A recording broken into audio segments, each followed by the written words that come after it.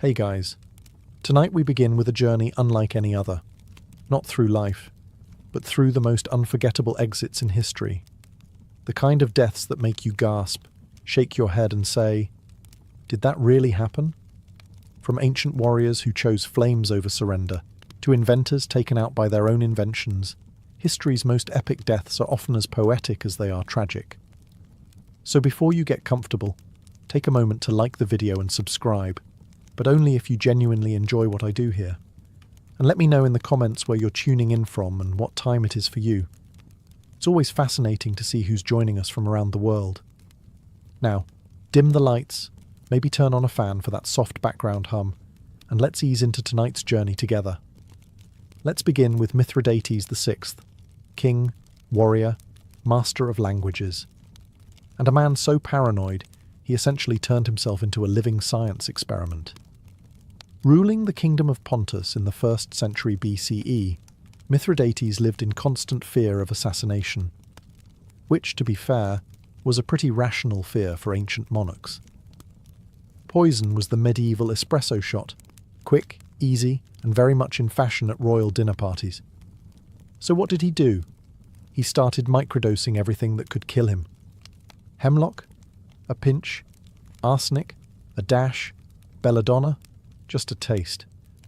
Over time, he built up what was believed to be near-total immunity. His personal apothecaries even created a legendary antidote called the Mithridatium, a cure-all concoction so potent, medieval doctors were still trying to replicate it over 1,000 years later. This man didn't just eat food, he dared it to try anything. But then came Rome. They didn't care about his science project.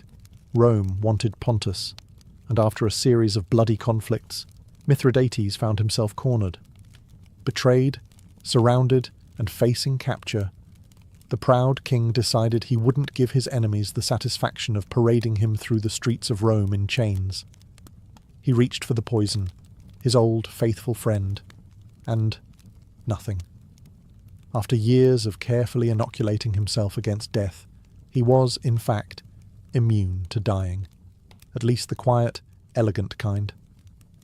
Like a chef who couldn't be burned, or a fish who forgot how to drown, Mithridates had outplayed his own exit strategy. With Romans breaking down the gates, he turned to one of his mercenaries and essentially said, "All right, Plan B, do it manually." And just like that, the king who outsmarted poisons fell to a good old-fashioned sword thrust. Sometimes death doesn't need to be clever, just consistent. Mithridates went down in history as the man who couldn't be killed chemically, but could still be stabbed like everyone else. It's almost poetic, really. A reminder that no matter how well you plan, fate always keeps a rusty blade nearby, just in case. Our next tale begins with a Viking, and like all good Viking stories, it includes beheading, bravado, and dental revenge. Meet Sigurd Eysteinsson, also known as Sigurd the Mighty, a Norse earl ruling over the Orkney Islands in the 9th century. Fierce in battle, proud of his conquests, and apparently not one for subtlety. Sigurd had a bit of a rivalry with a Scottish noble named Brigta the Buck-Toothed, which, yes, is a real nickname, and yes, it will become disturbingly relevant. Tired of the back and forth, Sigurd challenged Brigta to a battle, each bringing 40 men. But Sigurd, in true Viking fashion, cheated. He brought 80. The math was not in Brigt's favour. The result? Total massacre. Sigurd beheaded Brigt in the chaos, and, in a bold move that can only be described as extra, tied the severed head to his saddle as a trophy on his victory ride home. This is where things go south. As Sigurd galloped through the countryside, feeling like a war god, Brigta's head bumped along beside him, swinging against the horse, and as fate would have it, one of Brigta's famously large teeth scraped Sigurd's leg. Just a scratch. Nothing to worry about, right? Wrong. This was the 9th century. There were no antibiotics, no neosporin, not even a bandage. The wound became infected. Sigurd fell ill, and within days, he died. That's right. He was killed by the tooth of a man he had already beheaded. Bright didn't win the battle, but he definitely won the grudge match. It's the kind of story that feels like it belongs in a myth. A warrior punished for arrogance, felled by the smallest, most ironic detail. A literal bite from the past. And while Viking sagas are often filled with dramatic deaths, flaming ships, and curses from angry gods, few are as poetically absurd as this one. Sigurd rode home thinking he had won. Instead, he became the punchline in one of history's most bizarre obituaries. So let that be a lesson. Even in victory, check your saddle. And maybe don't strap enemy heads to your horse. You never know what teeth are plotting. Let's talk about Pyrrhus of Epirus, a man so good at winning battles that he lost entire wars just proving the point. This was no minor noble. Pyrrhus was the cousin of Alexander the Great, a military prodigy, and a persistent thorn in the side of Rome. He was known for Pyrrhic victories. That's when you technically win, but lose so much doing it that you might as well have stayed home and done laundry. After years of exhausting campaigns, heroic charges, and shouting at elephants to do what they were told, Pyrrhus ended up in Argos, trying to sort out yet another Greek political mess. It was late. He was tired.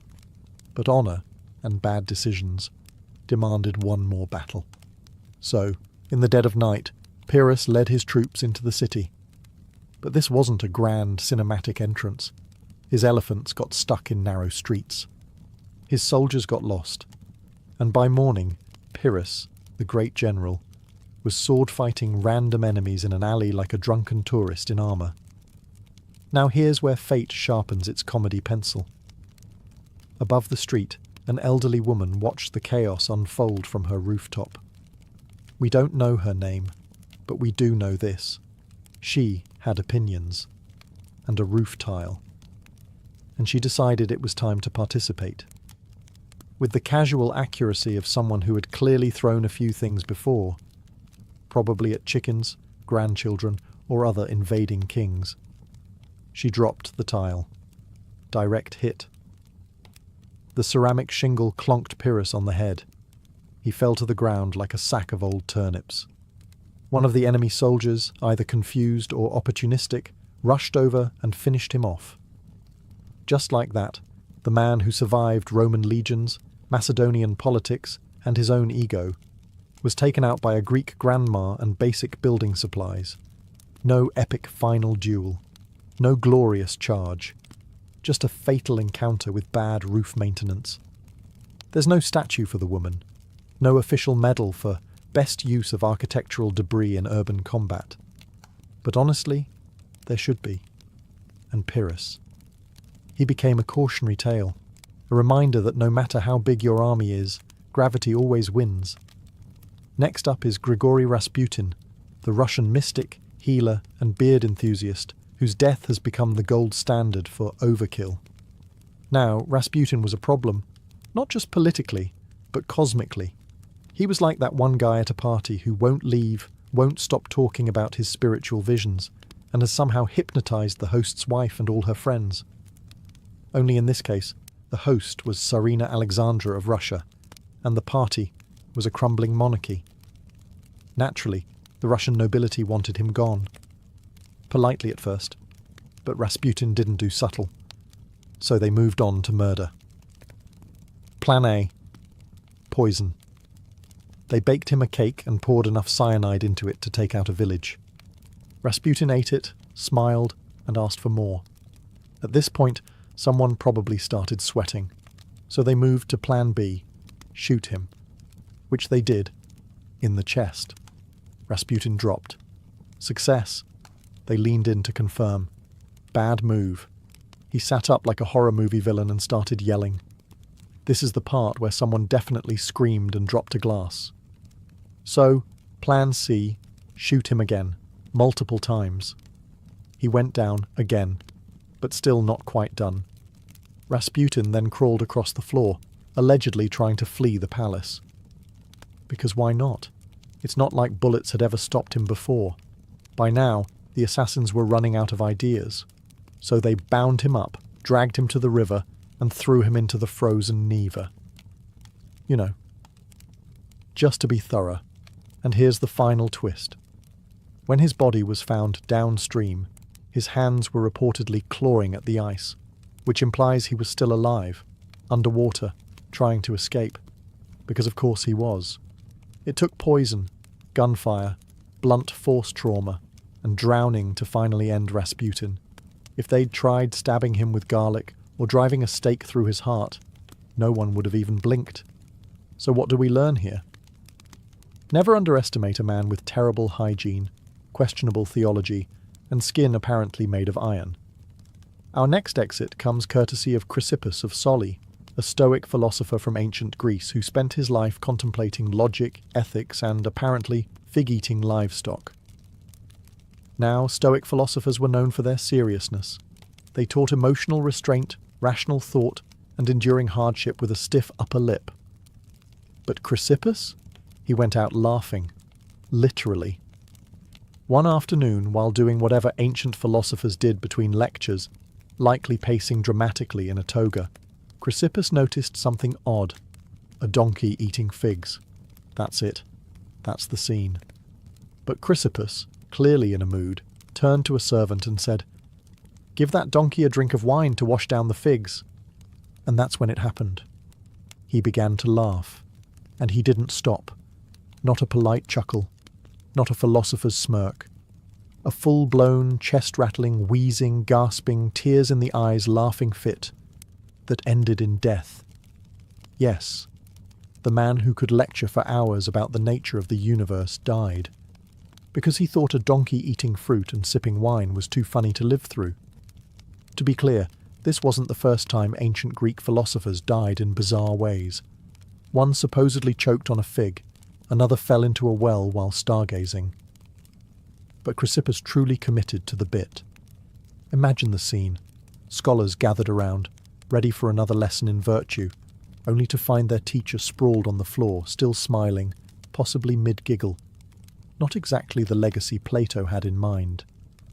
There's something beautifully ironic about a Stoic, someone whose entire life was about controlling emotion, being undone by a single punchline. It's like if a fire safety instructor went out juggling matches near a curtain. And what a legacy. People might forget your theories on metaphysics, but the guy who died laughing at his own donkey joke? That'll be passed down for centuries. Some say laughter is the best medicine. In this case, it was definitely not. Let us now meet Franz Reichelt, a man of vision, a man of ambition, a man who thought, why should only birds have all the fun? Franz was an Austrian-born tailor living in Paris in the early 20th century. But he didn't just sew suits. He wanted to sew history. His idea? A wearable parachute. That's right. Franz dreamed of designing a coat that could transform into wings. Fashion meets aviation. Early aviation was still a mess at this point, with planes that looked like flying kites and crashes being more common than landings. So Franz figured, if pilots had to go down, at least they could glide down in style. After many attempts, tests and prototypes, most of which ended with crash dummies plummeting into the ground, Franz was ready. Or at least he thought he was. Despite friends and authorities begging him not to, he insisted on testing it himself. And what better stage for this dramatic debut than the Eiffel Tower? It was 1912. Franz arrived in full media flair, proudly wearing his flying coat. Reporters gathered, cameras rolled, even police were there, mostly hoping to stop him, but also somewhat curious. He climbed the tower, waved to the crowd, and stood on the ledge. And then he jumped. The parachute? It didn't open, not even a little. Franz fell straight down, like a tailor-shaped brick, and hit the ground at roughly, we don't measure speed in pain, miles per hour. He died instantly, leaving behind a crater, a twisted coat, and an uncomfortable silence among the spectators. It would have been a tragic end, if it weren't also so perfectly ironic. A man who tried to make falling safe by falling. He went out doing what he loved, inventing. Unfortunately, his final prototype also served as his final moment. And as cruel as history can be, it remembers him not as a tailor, not even as an inventor, but as the flying tailor, a man who aimed for the sky and made it to the ground instead. If you thought being a Roman emperor meant eternal glory, flowing togas, and grapes served on silver platters, let me introduce you to Valerian, the only Roman emperor who got captured in battle and then turned into furniture. Valerian ruled during the 3rd century CE, a time when the Roman Empire was cracking like an overcooked lasagna. Plagues, civil wars, barbarian invasions. It was bring your own chaos every year. Still, Valerian tried to hold it all together. One of his main challenges? The Persians, specifically a king named Shapur, who had absolutely no patience for Roman posturing. So Valerian gathered his army and marched east, determined to assert dominance. It did not go well. In the Battle of Edessa, the Roman army was obliterated, and Valerian was taken alive. A rarity back then. Capturing an emperor was like catching a unicorn in a bear trap. You'd think Shapur might ransom him or make a diplomatic power play. Nope. Shapur had a better idea. He used Valerian as a literal human footstool. That's right.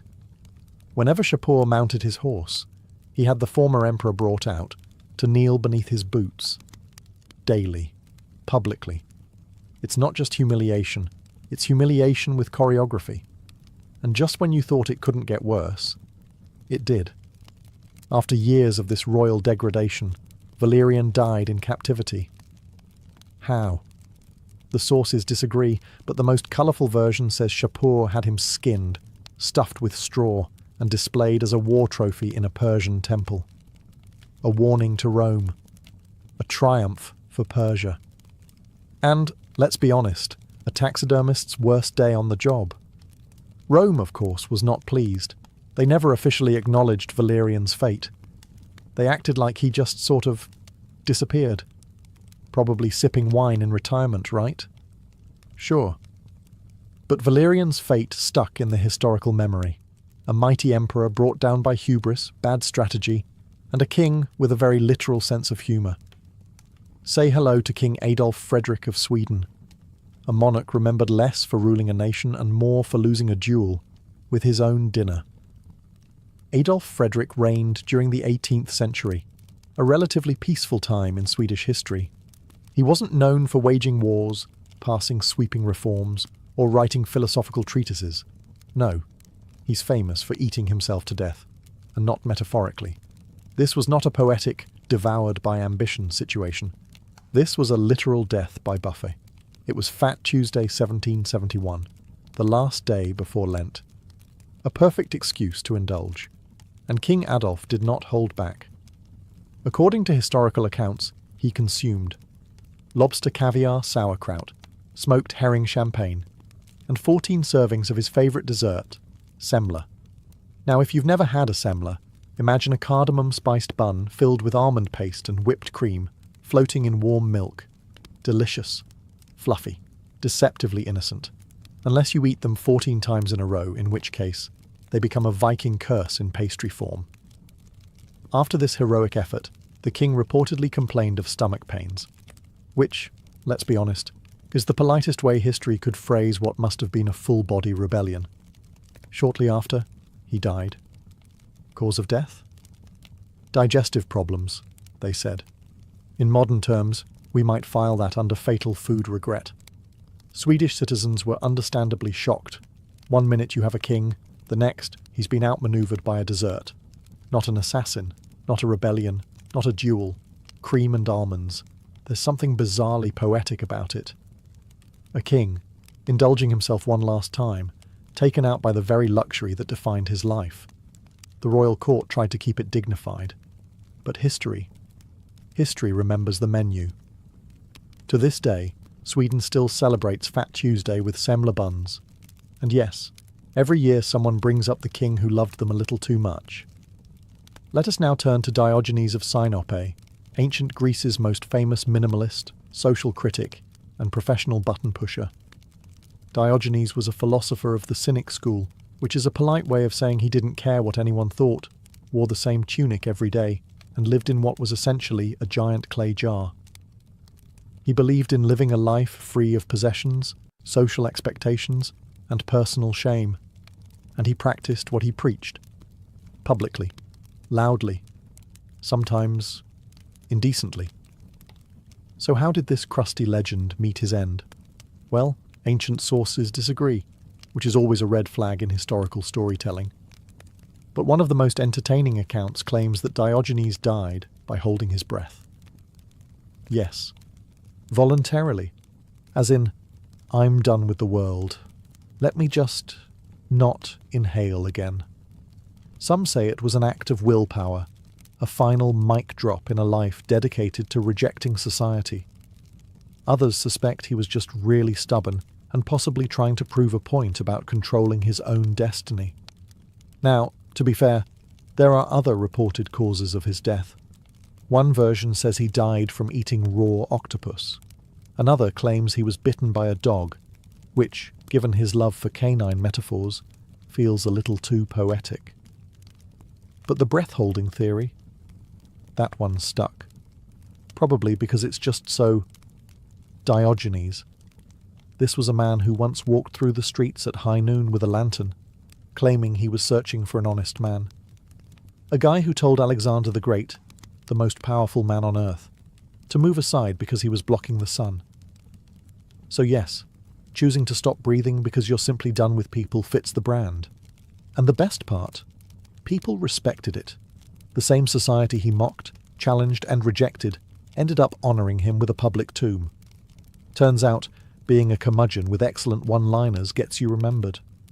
Diogenes died the way he lived, dramatically, weirdly, and completely on his own terms. Now we come to Marcus Licinius Crassus, a man so wealthy, he made other Roman millionaires feel like part-time pottery vendors. Crassus wasn't just rich, he was obscenely rich. He owned silver mines, real estate, slaves, fire brigades. Yes, he owned fire brigades, which he sent to burning buildings and offered to help if you sold him the property first. Real estate shark, Roman edition. But he wanted more. Not just gold, glory. He'd already made money. Now he wanted to be remembered like Caesar or Pompey, the kind of man who conquered something larger than a tax loophole. So, in 53 BCE, Crassus decided to invade Parthia, Rome's wealthy eastern neighbour. Think of it as Rome's version of, "Hold my wine, I got this." It was a disaster. He underestimated the Parthians, who had terrifying archers, expert cavalry, and very little interest in being conquered. Crassus walked his army deep into the desert and right into a trap. Thousands of Roman soldiers were massacred. His son was killed. Morale collapsed faster than a Roman aqueduct during budget cuts, and eventually Crassus was captured. Now, the Parthians knew who he was. They'd heard the legends. The richest man in Rome, a man obsessed with wealth, practically a walking coin purse. So as a parting gift, they executed him by pouring molten gold down his throat. You read that correctly. The richest man in Rome died choking on liquid wealth. It was less an execution and more a performance piece. A brutal theatrical message. You wanted gold? Here, take it. All the way to your lungs.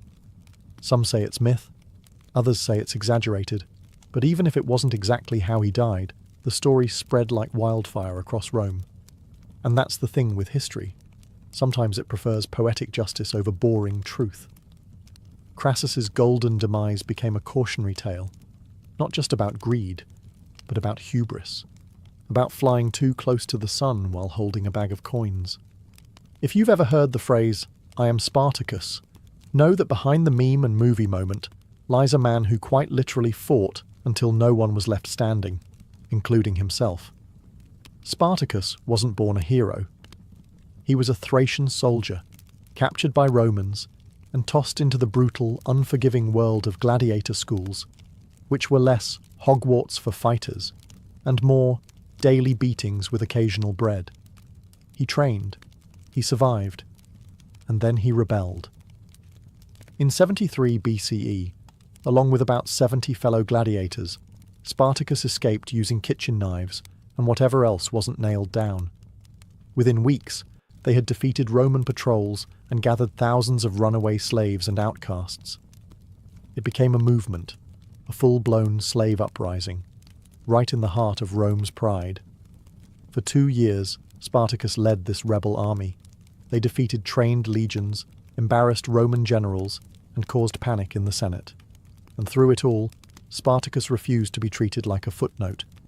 He wasn't just escaping, he was fighting back. But the Romans, unsurprisingly, don't enjoy being humiliated for long. Enter Marcus Licinius Crassus. Yes, molten gold throat Crassus from our last chapter, who was tasked with cleaning up the rebellion before it became a full revolution. Eventually, Spartacus and his army were cornered in southern Italy.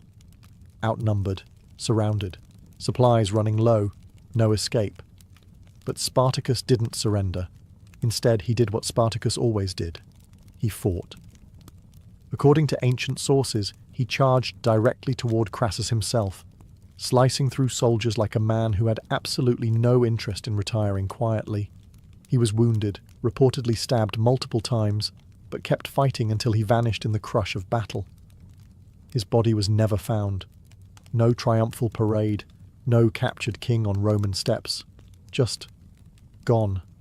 And yet, his story endured. Rome crucified over 6,000 of his followers along the Appian Way as a warning. But they couldn't erase the fact that a man who started with kitchen knives had nearly broken their empire's pride. Spartacus didn't just die, he refused to fall. And that kind of ending leaves a louder echo than any emperor's throne. In the chaotic twilight of the Roman Republic, a time when senators plotted over wine and civil wars broke out during lunch breaks, one name flickers briefly before going out in spectacular fashion: Lucius Junius Brutus Damasippus. Now, Damasippus wasn't a household name, but he was a Roman general and a staunch supporter of Marius, one half of the infamous Marius v. Sulla rivalry. Think of it as Rome's version of a political debate, except instead of microphones, everyone had swords and backup legions. When Sulla returned from the east with his battle-hardened army, Rome braced for impact. Damasippus, loyal to the now-defeated Marians, was arrested during Sulla's brutal cleansing of his enemies, a political spring cleaning, except with significantly more blood and fewer dustpans. He was sentenced to execution, along with a handful of other high-profile prisoners. But here's where Damasippus earns his place in our list. As he and the others were being led to their deaths, one of the condemned men began sobbing, pleading for his life. Panicking, Damasippus turned to him and laughing said, "Why weep, fool? Did you not know what business we came here for?" And that was it. No grovelling, no final meal request, just a sardonic one-liner and a confident walk toward the blade. It's the kind of reaction that screams, "I've read the script and I don't need a rewrite." In an age when last words could be poetic, desperate, or full of regret, Damasippus chose dry sarcasm. He faced death like it was a dull committee meeting, mildly inconvenient, but nothing worth losing your dignity over. Was he a great general? Perhaps not. Did he change history? No. But he went out with more composure than most emperors, kings, or philosophers. And sometimes in history that's enough. He faced the end, not with fear, but with a shrug, a joke, and impeccable timing. If history had a most likely to be assassinated by lunchtime yearbook, Caligula would have been on the cover, in full laurel crown. Smiling, born Gaius Julius Caesar Germanicus, he started out promising. The Roman people loved him, the army adored him. He was the son of a war hero, raised in the imperial palace, and for a brief moment in 37 CE, he looked like Rome's golden boy. Then, the cheese slid entirely off the cracker. Caligula's reign spiraled into a fever dream of paranoia, delusion, and performance art-level governance. He declared himself a god, demanded to be worshipped as such, and, famously, appointed his horse, Incitatus, as a senator. Now, to be fair, the horse never attended a session, but he had a marble stable, a jeweled collar, and, allegedly, better table manners than most of the Senate. Caligula executed senators for blinking suspiciously, made war declarations on Poseidon, yes, the sea god, and once ordered his army to collect seashells as war trophies. This wasn't just madness. It was creative madness. Eventually, even his closest guards got tired of dodging his daily whims. His behaviour was unpredictable, his punishments theatrical, and Rome was tired of being ruled by a man who thought reality was optional. So, in 41 CE, a group of conspirators led by members of the Praetorian Guard, his own security detail, decided it was time for a performance of their own. They cornered him in a corridor beneath the palace. No speeches, no poetic farewells, just stabbing. Lots of it. One source says over 30 wounds were inflicted. That's not an assassination. That's a strongly worded group project. His body was dumped in a shallow grave.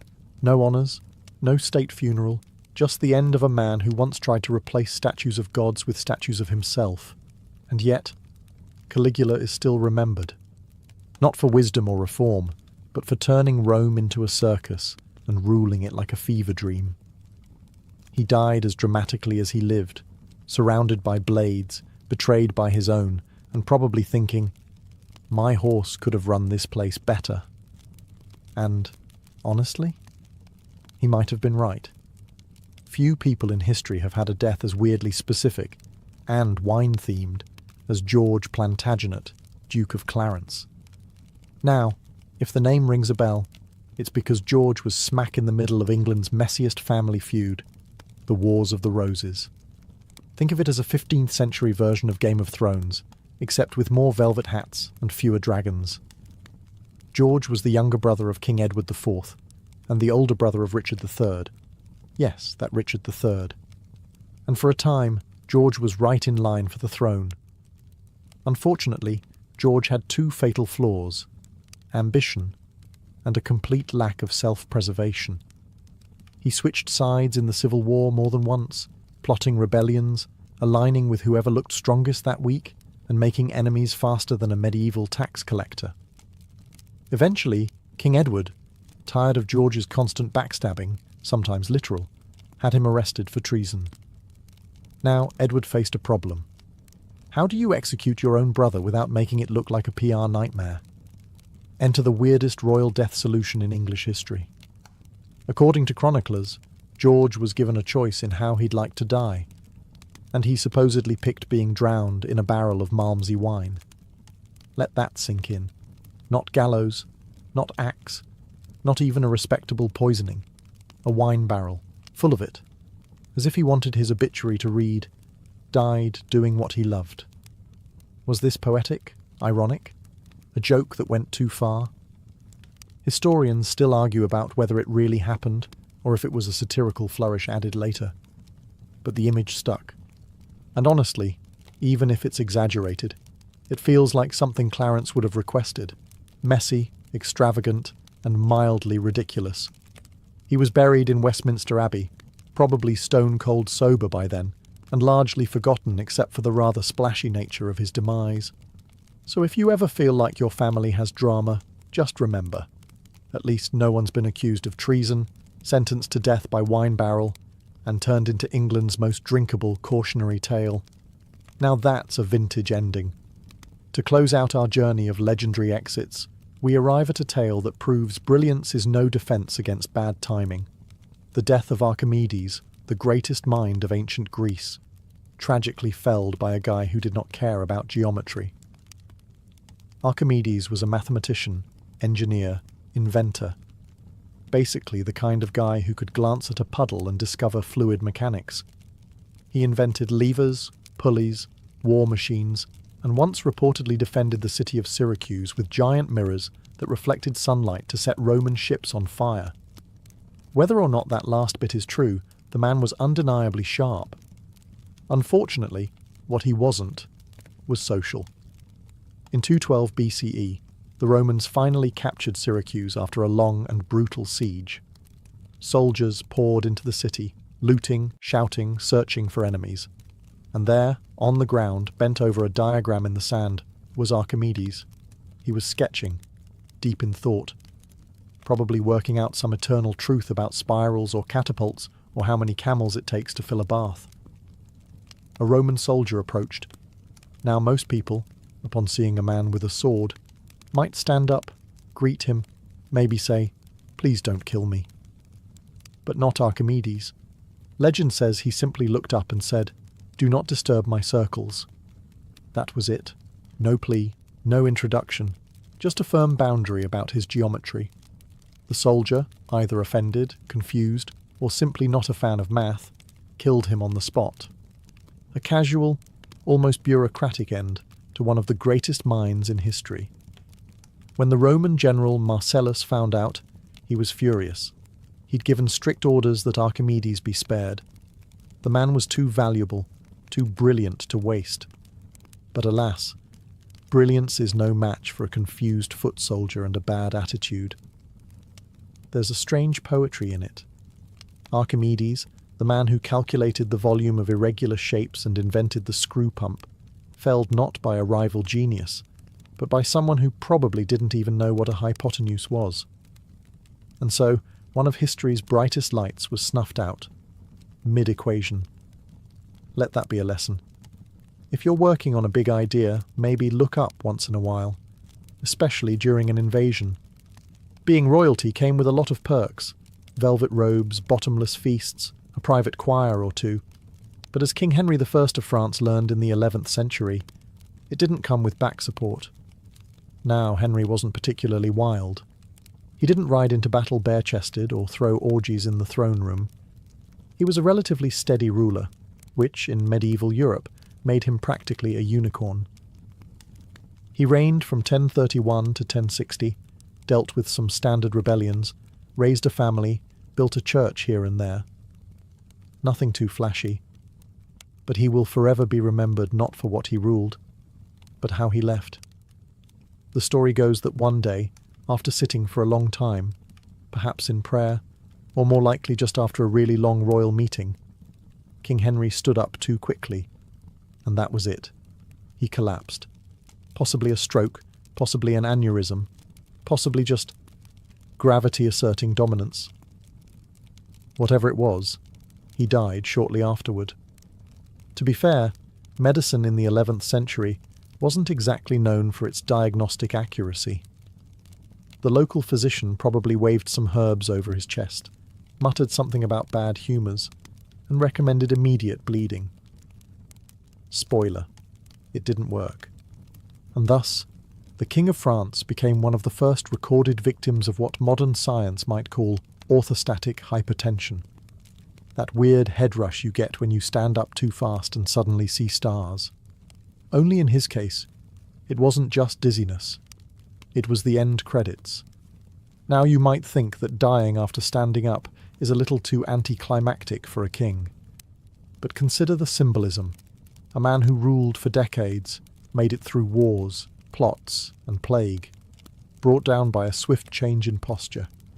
It's like history whispering, even kings aren't safe from leg cramps. In medieval Japan, where honour was often measured in sword strokes and dramatic exits, Sesshu Toyo chose a quieter legacy, one made of ink, silence, and extraordinary patience. Born in 1420, Sesshu was raised in a temple, trained as a Zen monk, and, like most monks, expected to follow a life of meditation, humility, and sweeping floors. Except Sesshu had a problem. He loved to draw. Constantly. Obsessively. Especially when he wasn't supposed to. There's even a famous story that as a child, when punished and tied up for neglecting his duties, he used his toe to draw a mouse on the floor so lifelike that the monks were reportedly startled. That's right. His detention doodles had jump scares. Sesshu later travelled to China to study ink painting at its source. He returned to Japan with a style so bold, fluid, and emotionally charged that it changed Japanese art forever. Landscapes that looked like they were breathed onto the page, mountains that seemed to hover in mist, trees with more personality than most dinner guests. He grew old, painting nature and emptiness, classic Zen themes. But unlike the samurai of his age, who often died dramatically in battle or ritual suicide, Sesshu simply kept painting. And when his time came, he faced death as he faced life, with a brush in hand. Legend says that as he lay dying in 1506, Sesshu asked for ink and paper. His final act? A single bold stroke, one last line on the page. Simple, intense, mysterious. No signature, no explanation, just a brushstroke to mark the exit, as if to say, this is enough. He didn't die in a sword fight. He didn't poison himself under a cherry tree. He simply painted until the end, and let the ink speak where words never could. A quiet death, but an epic one if you understand what it means to leave behind a masterpiece in silence. So, next time life feels loud, remember Sesshu. Sometimes the final word is just a line. If you've ever imagined a samurai death as noble, cinematic, and wrapped in cherry blossoms, Saigo Takamori is the man your imagination was borrowing from. Born in 1828, Saigo rose through the ranks as a brilliant warrior, statesman, and eventually a reluctant revolutionary. He helped lead the Meiji Restoration, which modernized Japan, abolished the feudal system, and unfortunately, made samurai about as useful as a fax machine in a smartphone world. Many samurai adapted. Saigo did not. As reforms swept through Japan, banning swords, samurai stipends, and everything else that rhymed with tradition, Saigo became the quiet face of discontent. And in 1877, when the Satsuma Rebellion ignited, he stood at the front. It was supposed to be a protest. It turned into a war. Saigo, with a few thousand die-hard warriors, marched against the Imperial Army, a force now armed with rifles, artillery, and significantly fewer nostalgic ideals. For months they fought, outnumbered, outgunned, undeniably doomed. And still, Saigo refused to retreat. Eventually, at the Battle of Shiroyama, the final stand came. Surrounded, wounded, and watching his army crumble, Saigo turned to his remaining men. What followed is still debated. Did he commit seppuku, the ritual suicide of a samurai? Or was he too injured and asked a loyal follower to end it quickly? Either way, he died with his sword beside him, facing the future he helped build, but no longer belonged to. Japan mourned him, then immediately made him a legend. The government that defeated him eventually pardoned him posthumously, raised statues in his honour, and began telling schoolchildren how noble he was, as if they'd never aimed cannons at him in the first place. Saigo became the perfect tragic symbol, the man who fought for honour in a world that had moved on. Sometimes, you don't need to win to become immortal. You just need to lose like a legend. Jesse James wasn't just an outlaw. He was the poster child for American rebellion, the guy with a pistol in one hand and a train schedule in the other. Born in 1847 in Missouri, Jesse James started out as a Confederate guerrilla fighter, robbing Union soldiers and burning things that didn't belong to him. After the war, he figured, why stop now? And upgraded from rebel to full-time legend, leading the James Younger gang on a decade-long crime spree of bank heists, stagecoach stick-ups, and train robberies across the American Midwest. To the newspapers, he was a hero. To the banks, a nightmare. To most lawmen, a walking target with a bounty big enough to cause trust issues in any friend group. Which brings us to Robert Ford, Jesse's so-called friend and gang member, who had recently been promised a pardon and a $10,000 reward for helping bring Jesse in. Dead or alive. In April 1882, Jesse James was hiding out in St. Joseph, Missouri, living under an alias. Robert Ford and his brother were staying with him, like roommates, but with more loaded weapons and fewer boundaries. On the morning of April 3rd, Jesse took off his guns, rare, and stepped up on a chair to dust a framed picture on the wall. A domestic moment. A little too peaceful. Ford took out his revolver, aimed at Jesse's back, and shot him in the head. Mid-sentence, mid-movement, mid-dusting. The legend of the Wild West fell from a chair with a household chore unfinished. which feels, somehow, both epic and incredibly mundane. Robert Ford expected to be hailed as a hero. Instead, he was widely despised. The public didn't love Jesse because he was good. They loved him because he was bold, and killing him like that? It wasn't brave, it was convenient. Jesse James died not in a blaze of gunfire or a dramatic shootout, but in his socks, betrayed by a man drinking his coffee. Sometimes history isn't a duel at high noon. Sometimes it's just someone who turned their back, and someone else who couldn't resist the reward. If you've never heard of Isambard Kingdom Brunel, just know this. He wore a top hat, built half of Victorian Britain, and had a name that sounded like it should come with its own locomotive.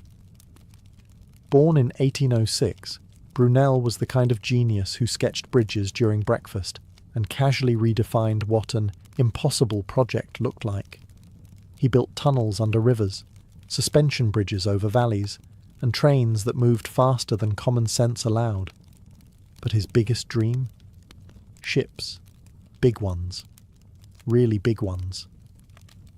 In the mid-19th century, Brunel designed the SS Great Eastern, a steamship so massive it made other vessels look like bath toys. It was over 700 feet long, powered by both paddle wheels and a screw propeller, and designed to sail from England to Australia without refuelling. It was also, unfortunately, cursed from the start. During its construction, workers died. Fires broke out.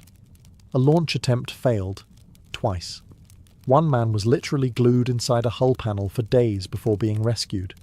The ship was so heavy it had to be launched sideways, which sounds cool until you realize it almost flattened a warehouse. Brunel, already suffering from stress, chain-smoking cigars like they were oxygen, had a stroke during all of this. And not just anywhere, on the ship itself while watching a demonstration of a new engine room feature. Some say the stress killed him, others say it was the absurd weight of expectation. Either way, he died just days before the ship's maiden voyage in 1859. And here's the kicker. On that first journey, the ship exploded. A steam pipe ruptured. 6 people died. It survived the voyage, but the dream? Already cracked. Brunel's death wasn't as theatrical as a battlefield or betrayal, but it was poetic. He was undone by his own brilliance, pushing the limits of what humanity could build, and forgetting that physics and fate don't always cooperate. So, while most people are buried quietly, Brunel was effectively outlived by a floating skyscraper that nearly collapsed on top of his legacy. Still, bridges stand, tunnels hold, and the hat? Iconic. Sometimes the most epic deaths happen when you dream a little too big, and reality doesn't blink. Cleopatra Selene II was born into a world ablaze with ambition, myth, and political warfare. Her mother was Cleopatra VII, last pharaoh of Egypt, who styled herself as the living goddess Isis. Her father was Mark Antony, Rome's famed general, a man torn between loyalty to the Republic and his love for Egypt's queen. From the moment of her birth in 40 BCE, Selene was more than just a child. She was a symbol. A living promise that Egypt and Rome could rule together, not as rivals, but as partners. She was born in Alexandria, the city of wonders. Imagine growing up under marble colonnades and towering obelisks, where priests chanted in ancient tongues and philosophers argued under star maps. The Library of Alexandria was still breathing, the cult of Isis still powerful. Selene, along with her twin brother Alexander Helios, received a royal education: Greek philosophy, Egyptian religion, and Roman politics. She learned to walk a line few could even see. But despite the incense and ceremony, she was also born into a political trap. Cleopatra and Antony had carved up the Eastern Mediterranean like a wedding cake, giving their children grand titles they had no real armies to back. Little Selene was crowned Queen of Cyrenaica and Libya before she could even speak. Her name meant moon, twin to her brother's sun. But the moon would soon have to learn how to survive in darkness. Back in Rome, Octavian, later Augustus, watched all of this with cold calculation. Antony's alliance with Cleopatra was more than scandalous. It was treasonous. When war broke out between Octavian and Antony, Silene's fate was sealed by adult choices she had no control over. At just 10 years old, she watched her world unravel. The Battle of Actium in 31 BCE ended in crushing defeat for her parents. Her father took his own life. Her mother followed, famously choosing a cobra's bite over a Roman parade. And then, everything changed. Selene, once cradled in gold, was now a prisoner. Orphaned. Captive of the very man who had destroyed her family. But she didn't scream. She didn't collapse. History doesn't give us her words, but it does show us her next move. She did what few royal children did in the wake of catastrophe. She survived. And that was only the beginning. After the dust of Alexandria settled, Cleopatra Selene, barely 10 years old, was taken across the Mediterranean as a war trophy. She arrived in Rome not as a princess, but as a symbol of Octavian's triumph. She and her brothers were paraded through the streets in a chilling spectacle. The children of Cleopatra and Mark Antony, now orphans, dressed in chains of gold, walking in the shadow of the man who had crushed their dynasty. Imagine that for a moment. The daughter of gods paraded like loot. The same streets where Julius Caesar had once been hailed were now her stage of humiliation. But Selene didn't cry. No records speak of weeping or rebellion. Instead, the Roman crowd, expecting a sobbing child, saw a young girl who carried herself with eerie poise. Some even say the crowd pitied her. And in Rome, pity could be more powerful than fear. Octavian, soon to be Augustus, wasn't stupid. Killing the children of Antony and Cleopatra would stain his carefully crafted image of mercy and civilization. So he handed them over to his sister, Octavia, who also happened to be Antony's former wife. A cruel twist? Certainly. But it turned out to be a blessing in disguise. Under Octavia's roof, Selene was given education, protection, and, surprisingly, a second chance. The woman whose marriage Antony had betrayed now became Selene's guardian. Octavia wasn't just a political figure. She was known for her grace and restraint, and she saw to it that Selene was raised with Roman discipline, Greek intellect, and just enough Egyptian dignity to remind everyone whose daughter she was. Here, in the heart of Rome, the young queen-in-waiting observed. She studied the politics of survival. She learned when to speak and when silence could be a weapon. She mastered Latin, studied rhetoric, and read the myths of a people who had destroyed her lineage. She saw how Roman women moved through power, not with crowns, but through marriage, influence, and cunning. While her brothers faded into obscurity, Selene adapted. She didn't fight Rome with swords. She fought it by understanding it. She learned that survival meant becoming indispensable to the system that once tried to erase her. In public, she was a ward, a Romanized princess. But behind those calculating eyes was a girl quietly plotting her return to the world stage. Not in rebellion, but through something far more dangerous. Marriage. Cleopatra Selene's transformation from captive to queen did not come by force. It came through strategy. As she entered her teenage years, Rome was reshaping the world in its image, and client kings were being installed like chess pieces across its vast empire. Augustus, ever the political puppet master, saw in Selene both a threat and an opportunity. So, he made a calculated move. He married her off. Her husband was King Juba II of Mauritania, a scholar king raised in Rome himself. He was the son of a North African ruler who had sided with Julius Caesar, then lost everything when Caesar died. Like Selene, Juba had been paraded as a child captive and raised in the house of Octavia. He was intelligent, well-mannered, and Roman to the bone. In essence, he was a safe investment for Augustus, a king loyal to Rome, but foreign enough to rule its distant provinces. The marriage was more than a union. It was a diplomatic masterpiece. Two royal children of conquered empires, both brought to Rome as trophies, now paired together as rulers of a kingdom they didn't ask for. And yet, it worked. Serene became Queen of Mauritania, modern-day Algeria and Morocco, a land rich in culture but politically unstable. And she ruled not as a puppet, but as a monarch with vision. Together, Serene and Juba transformed their capital city, Iol, renaming it Caesarea in honour of Augustus. But it wasn't just a name change. Under Selene's influence, the city bloomed into a vibrant blend of Egyptian opulence, Greek art, and Roman engineering. Temples rose, libraries were built, coins were minted bearing her image, wearing the solar crown of Egyptian royalty, subtle perhaps, but a powerful nod to her ancestry. Selene wasn't just playing queen, she was leaving her mark on an entire region.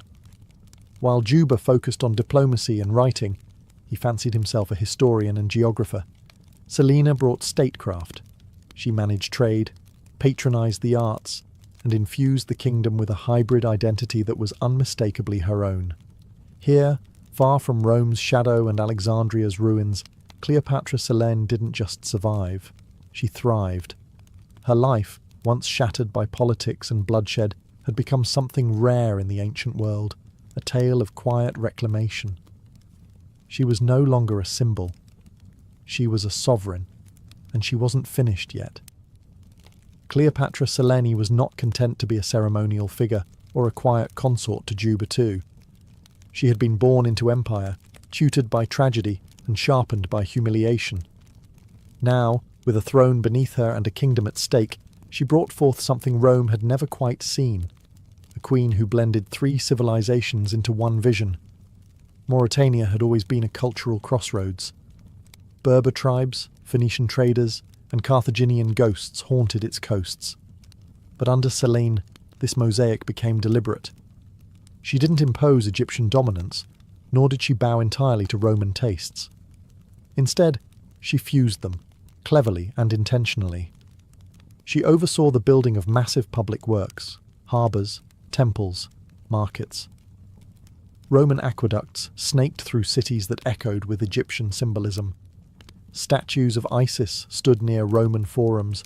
Greek theatres thrived alongside African-style craftsmanship. The result wasn't confusion, it was harmony. A kingdom that felt ancient and modern at once, loyal to Rome, but uniquely its own. And through it all, Selene remained visible. This was rare for a queen in a client kingdom. She appeared on coins, not behind her husband, but beside him, wearing royal regalia that harkened back to Ptolemaic queens. The solar disk, the vulture crown, symbols of divine rulership. These were quiet declarations. Egypt may have fallen, but its lineage breathed through her veins. More than anything, Selene understood diplomacy as art. She played Rome's game, but didn't let it consume her. She hosted emissaries, managed grain exports, and reportedly had a hand in the kingdom's taxation policies, especially in cultivating wealth through trade with the Mediterranean. Mauritania, under her watch, became a valuable Roman ally, not because it bowed low, but because it worked efficiently and profitably. And while Rome's upper classes whispered of her exotic bloodline and the legacy of her infamous mother, Selene gave them nothing scandalous to pounce on. No affairs, no uprisings, just progress, balance, and quiet dominance. Yet, even in her success, the memory of Alexandria lingered. The collapse of her dynasty, the cobra in the basket, her father's sword, it never left her. But instead of reviving that fallen legacy, she encoded it into her rule. Her kingdom became a sanctuary of synthesis.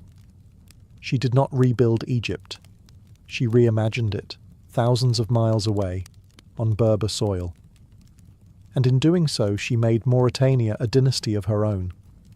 Cleopatra Selene had always lived in the in-between.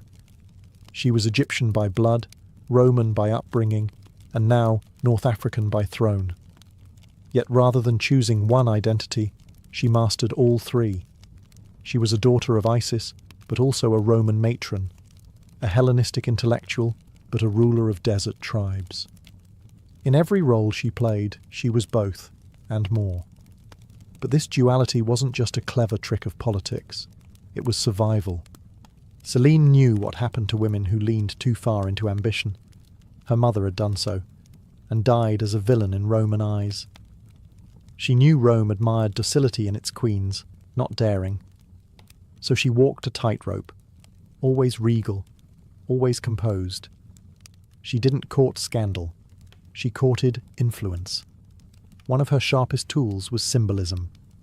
On Mauritanian coins, her image was more than decorative.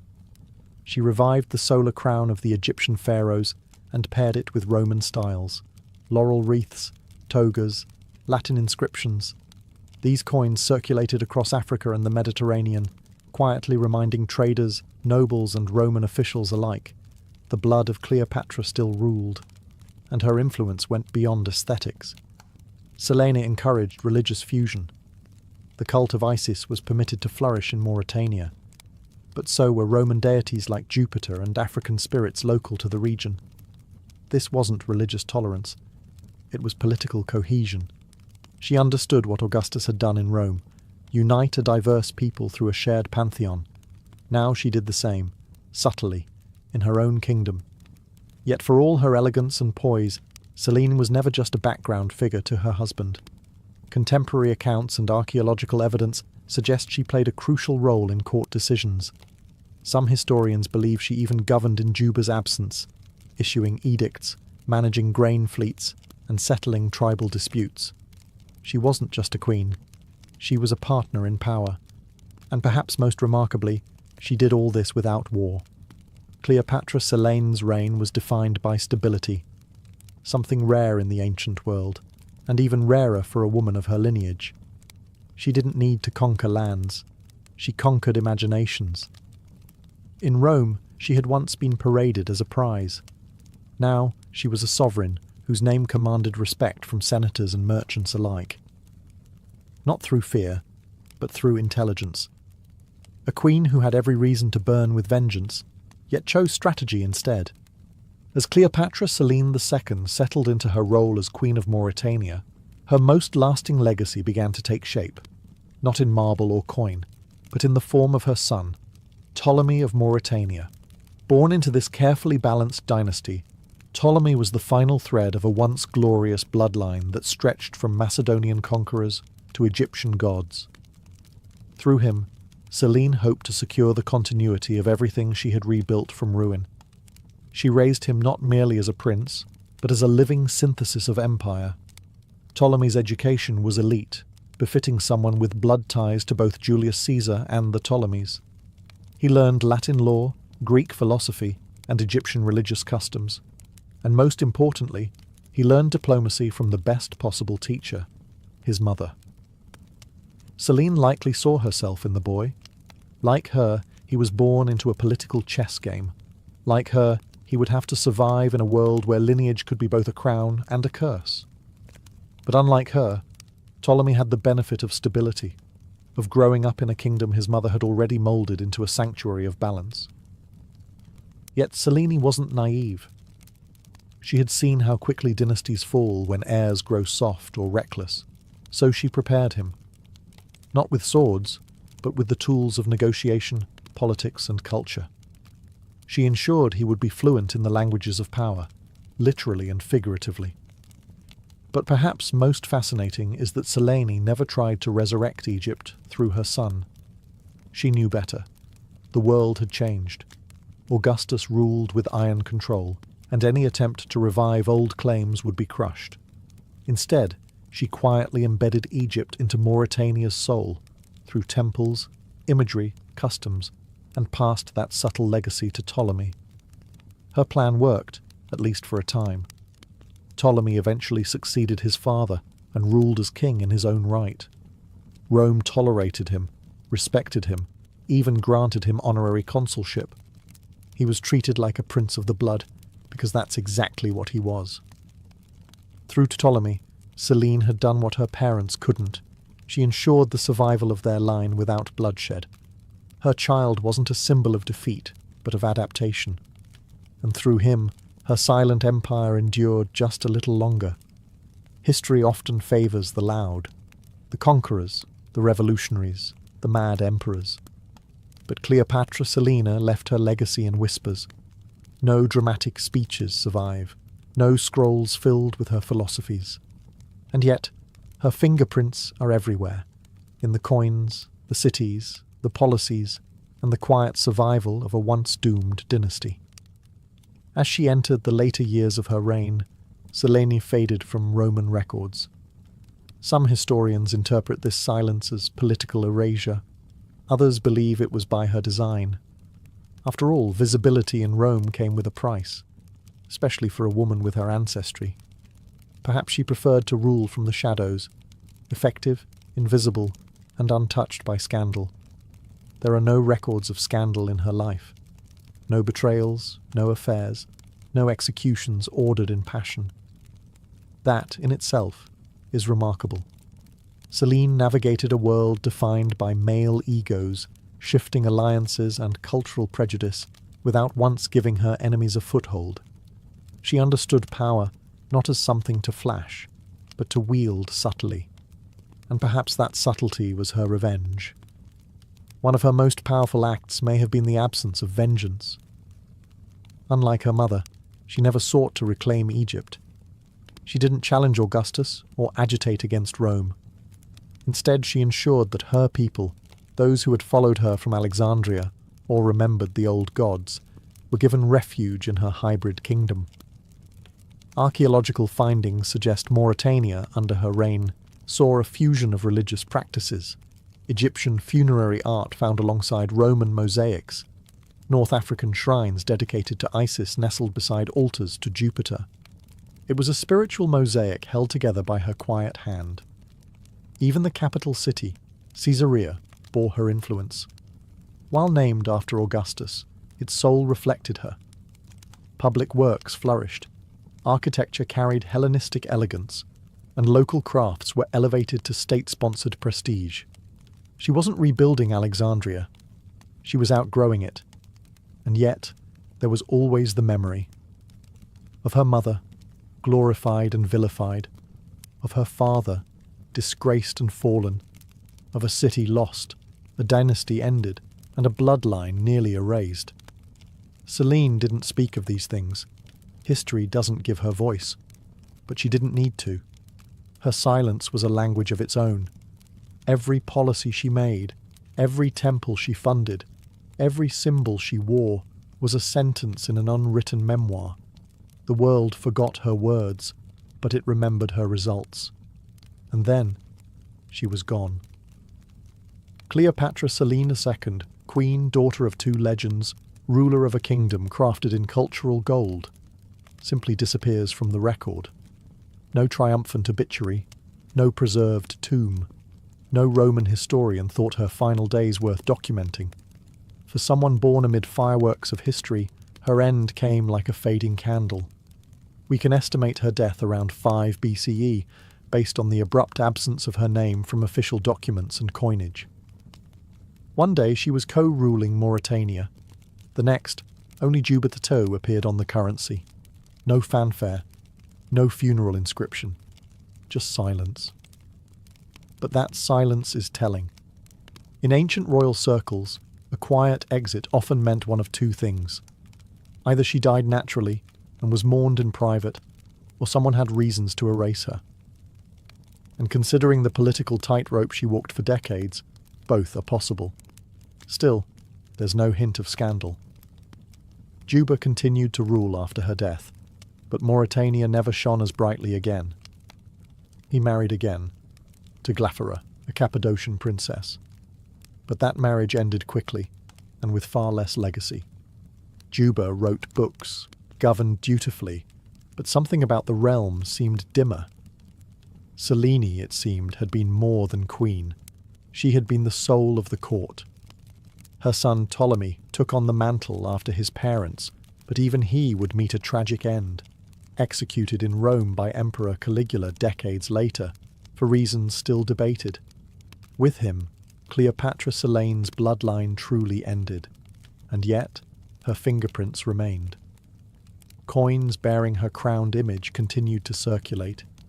Egyptian cults she had supported lived on in North Africa for centuries. The cities she shaped, like Caesarea, became hubs of trade and learning under Roman rule. Her legacy endured, not in thunderclaps, but in the long, slow turning of civilization.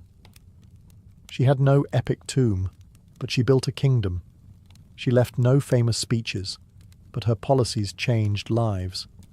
She raised no armies, but she conquered the chaos left by her parents and turned it into order. Cleopatra Selene vanished from the page, but only because she had already etched herself into the fabric of empire. And maybe that was her final act of brilliance, to vanish not as a victim of history, but as its architect. Cleopatra Selene II may have died in silence, but her story didn't end there. Her legacy lived on through her son, Ptolemy of Mauritania, a prince who embodied centuries of ambition, myth, and survival. He was the last known descendant of the Ptolemaic dynasty, the final living echo of Alexander the Great's generals and Egyptian pharaohs. Raised in the polished world his mother helped build, Ptolemy inherited not just a kingdom, but a delicate political legacy.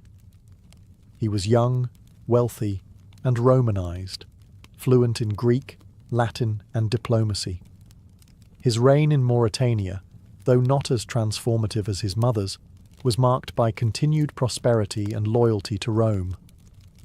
But he walked a dangerous line, a client king with royal blood too grand for Rome to ignore. Initially, he played his role well. Augustus had granted him the rank of Roman senator, and later emperors welcomed him at court. He was praised for his wealth, his generosity, and his elegant lifestyle. The man wore purple, as was his right, and dined with emperors. But with every nod of favour came a whisper of envy. Ptolemy had what many Roman nobles feared, ancient legitimacy, and Rome, especially under unstable rulers, never trusted legacy.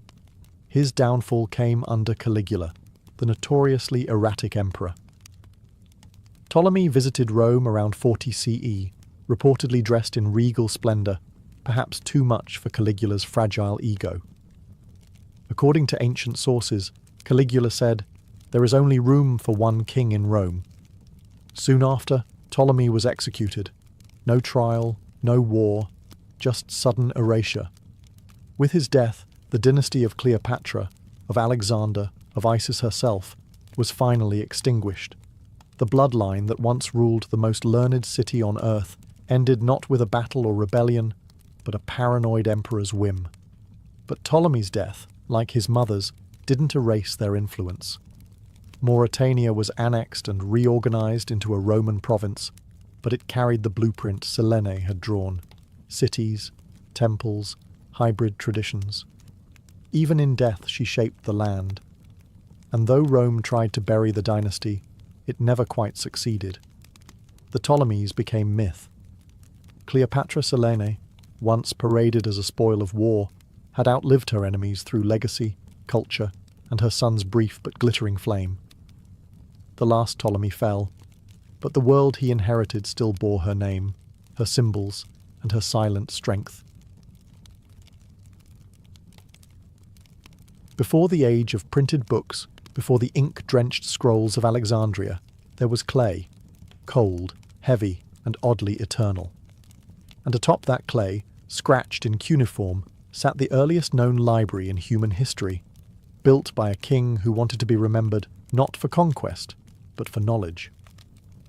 Welcome to Nineveh. The year is around 650 BCE. The king is Ashurbanipal, ruler of the Neo-Assyrian Empire and self-proclaimed king of the world. But unlike most rulers of his time, Ashurbanipal wasn't satisfied with temples and war trophies. He wanted something more profound, a vault for all human wisdom. In the heart of his palace complex, he ordered the creation of a massive repository of knowledge. The library of Ashurbanipal was no mere storage closet. It was a deliberate project to collect, organize, and protect the intellectual heritage of Mesopotamia. And by collect, we mean confiscate, copy, and catalogue. Royal agents were dispatched across the empire, demanding texts from priests, scholars, and scribes. By the time the library neared completion, it held over 30,000 clay tablets. Medicine, astrology, religious rituals, royal decrees, legal codes, dictionaries, even love poems and exorcism instructions. And among them sat the oldest known version of the Epic of Gilgamesh, inscribed in careful lines on baked clay. Each tablet was labelled and categorized, shelved in separate rooms by genre and function. Ashurbanipal's library even included a primitive referencing system, labels etched into the tablets noting where each text belonged. You could call it a proto-catalogue, long before librarians invented card systems. And Ashurbanipal, he read them, or at least claimed to. Unlike most kings, he boasted of being literate in Sumerian and Akkadian, languages already ancient in his time. His inscriptions declare, "I have read the cunningly written tablets of Sumer and the obscure Akkadian language which is hard to master." But this treasure trove wouldn't last. When Nineveh fell to a coalition of Babylonians and Medes in 612 BCE, the palace was burned to the ground. Ironically, that fire preserved many tablets by baking them hard, locking their texts in time. Thousands of years later, archaeologists unearthed the scorched remains. And in that silence, they found a king's dream, a clay time capsule of human memory, stubbornly refusing to disappear. While Assyria carved knowledge into clay, the Egyptians etched their wisdom into something far more elegant, papyrus. And with it, they built some of the world's earliest literary sanctuaries, the House of Life, a fusion of temple, scriptorium, and archive. These weren't public libraries in the modern sense, but sacred spaces where priests, scribes, and scholars safeguarded the secrets of civilization. Located in major temple complexes like Abydos, Thebes, and Edfu, the House of Life was considered a living institution, intimately tied to the gods, especially Thoth, the deity of wisdom, writing, and magic. Inside, scribes meticulously copied texts by hand, mythological hymns, funerary spells, astronomical records, medical manuals, legal documents, and administrative rolls. Each scroll was believed to carry not just words, but divine power. The work was slow, repetitive, and sacred. Scribes were trained from childhood in the art of hieroglyphs and hieratic script. A mistake wasn't just a scribal error, it was a spiritual failure, and papyrus, fragile and precious, could only be stored in dry, carefully managed conditions. Scrolls were kept in wooden boxes, or in ceramic jars, labelled with string and tags. Each House of Life had its own classification system, although none survive in full detail. Perhaps the most famous example was at Perank in Thebes, where royal medical texts were copied and preserved for generations. It's likely where the Ebers Papyrus, an ancient Egyptian medical treatise filled with remedies, incantations, and surgical guidance, was produced and transmitted. But access to these libraries was highly restricted. They were not places of public enlightenment, but elite workshops for priests and royal advisors. Knowledge in Egypt was power, and power was guarded jealously. What you knew could determine your social rank, your religious role, or your fate in the afterlife, especially when your knowledge included spells from the Book of the Dead. And yet, these institutions served as bridges, linking one generation of scribes to the next, preserving Egypt's cultural identity through conquest, drought, and dynastic change. When invaders came, Persians, Greeks, Romans, the houses of life faded. Their scrolls vanished, burned, or rotted, but fragments survive in tombs, buried with mummies, or scattered through trade. Whispered in ink on brittle papyrus, ancient Egypt's wisdom didn't vanish entirely. It just slipped between the cracks of history, waiting to be unrolled. Long before modern catalogues, Babylon had its own information empire, one built on bricks, stars, and divine order. While Ashurbanipal's library was the most famous, Babylon's own centers of learning stretched across temples, ziggurats, and royal courts. Here, Libraries weren't just collections of texts, they were cosmological blueprints, storing the secrets of gods, calendars, and kings. At the heart of Babylon's scholarly life were the temples of Esagila and Izida, home to priest-scholars known as Umanu. These men weren't just scribes, they were mathematicians, astronomers, healers, and astrologers, and their libraries were compact, durable, and incredibly specific. Clay tablets filled with lists, omens, rituals, and calculations were carefully stacked in clay jars or pigeonholed into walls like ancient filing cabinets. One of the most remarkable Babylonian contributions was the Enuma Anu Enlil, a vast collection of celestial omens. It recorded thousands of years of star and planet observations, linked with predictions about war, plague, or prosperity. These texts weren't simply academic. They were consulted before royal decisions, battles, and even coronations. In a world ruled by signs, these tablets were oracles. And Babylon didn't stop with astronomy. Their libraries contained mathematical texts that demonstrate complex geometry and early algebra. The Plimpton 322 tablet, for instance, contains trigonometric calculations that predate Greek mathematics by over 1,000 years. To modern scholars, it reads like the rough draft of a calculus textbook. Babylonian scribes used a system of colophons, tiny notes at the end of tablets that told you the scribe's name, the source, and sometimes warnings against stealing or misusing the knowledge. These weren't just records. They were intellectual property claims in the ancient world. But as Babylon passed from one conqueror to another, Hittites, Persians, Greeks, the libraries fell into decline. Many tablets were looted or broken, their fragments scattered in layers of rubble beneath centuries of dust. The dry climate preserved some, but most were buried and forgotten, until the 19th century excavations unearthed thousands of them. Even broken, these tablets spoke. In pieces no bigger than a palm, they held recipes, laws, spells, and the motions of stars. They proved that long before Aristotle or Euclid, the people of Mesopotamia had built a knowledge system both practical and poetic. Babylon's shelves may have crumbled, but its clay voices still whisper from the ruins. If knowledge had a capital in the ancient world, it was Alexandria. Founded by Alexander the Great and ruled by his successors, the Ptolemies, this Egyptian-Greek city became the beacon of ancient scholarship, and its heart was the great library of Alexandria. Built in the 3rd century BCE within the temple complex known as the Mouseion, a sanctuary for the Muses, the Library of Alexandria was more than a building. It was a dream, to collect every book, scroll, and scrap of knowledge the world had to offer. It wasn't a quiet room for local scholars. It was an intellectual empire.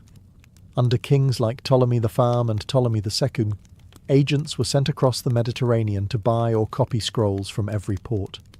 Ships that docked in Alexandria were searched, and any scrolls on board were seized, copied, and stored. Even foreign works, Hebrew scriptures, Indian treatises, Babylonian astronomy, were translated into Greek. Estimates suggest the library may have held between 400,000 to 700,000 scrolls. These covered philosophy, medicine, engineering, poetry, botany, history, everything. Homer's works were edited here. Archimedes' ideas passed through its walls. Even Eratosthenes, the librarian, used it to calculate the Earth's circumference with remarkable accuracy. The library wasn't just about collection, it was about correction.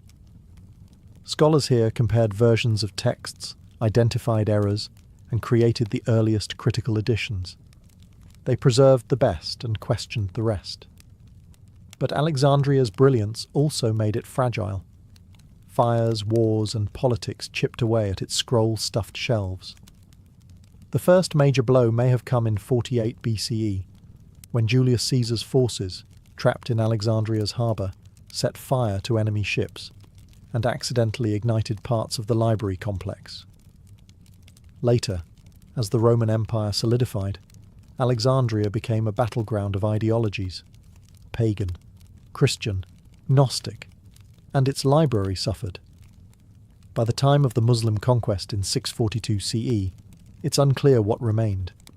Some sources claim Caliph Umar ordered its destruction, saying, if the books agree with the Quran, they're redundant. If not, they're heretical. But historians debate whether the library had already vanished centuries before. What's certain is this: the Great Library is gone. Not a single scroll survives, and yet its legend persists, proof that the idea of a universal library was too powerful to burn completely. Alexandria became a symbol of what humanity once had, and tragically, what it lost. While Alexandria basked in fame, another city was quietly building a rival library, one that would challenge its dominance and revolutionize the very material of writing.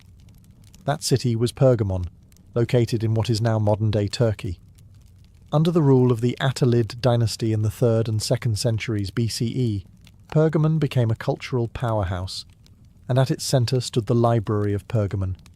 Founded by King Eumenes II, the library was said to house over 200,000 scrolls, making it second only to Alexandria.